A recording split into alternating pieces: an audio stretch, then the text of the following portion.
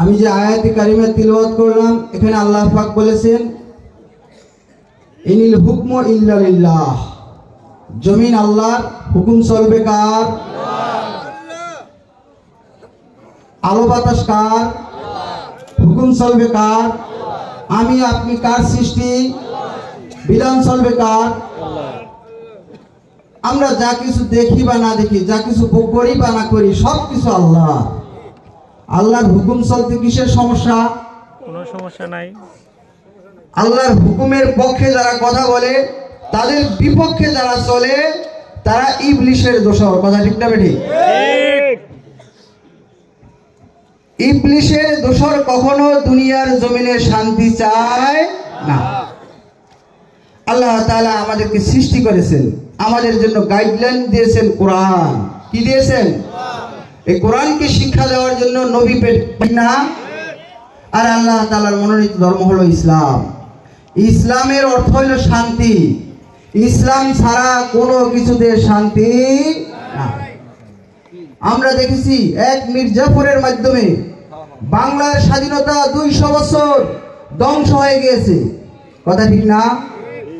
ওই মির্জাফর থেকে হাজারো মির্জাফর স্বাধীনতার পরে এই পর্যন্ত তৈরি হয়ে গেছে, যারা আমাদের স্বাধীনতা ধ্বংস করে দিয়েছে, এদেশের শান্তি দুলিশ্বাত করে দিয়েছে।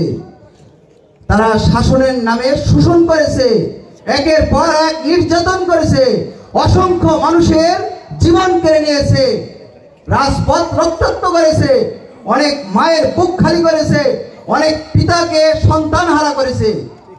এই ফ্যাসিস্টদেরকে আর আমরা বাংলার জমিনে আগামীবার আর দেখতে চাই না।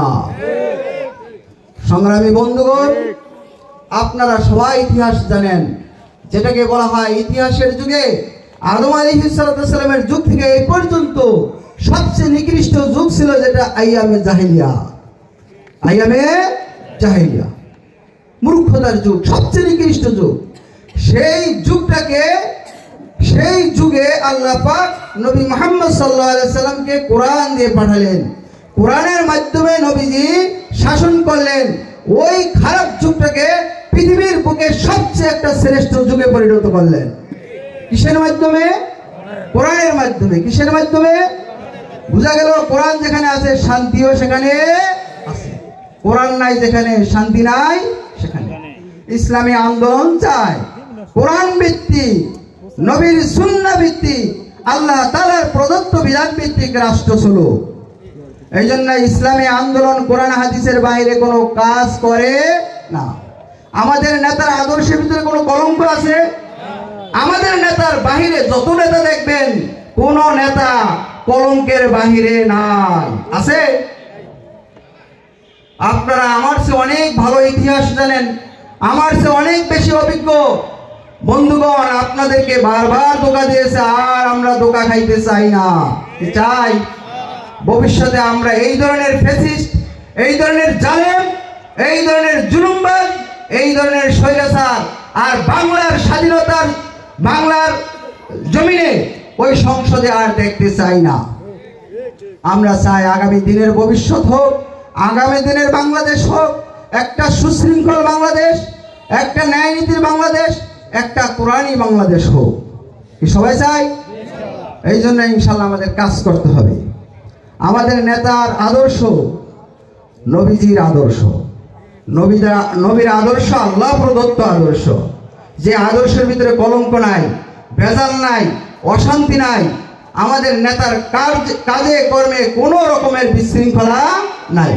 ইসলামী আন্দোলন যেখানে যতটুকু কাজ করেছেন, যার জন্য করেছেন, সর্বদা কল্যাণের জন্য কাজ করেছেন।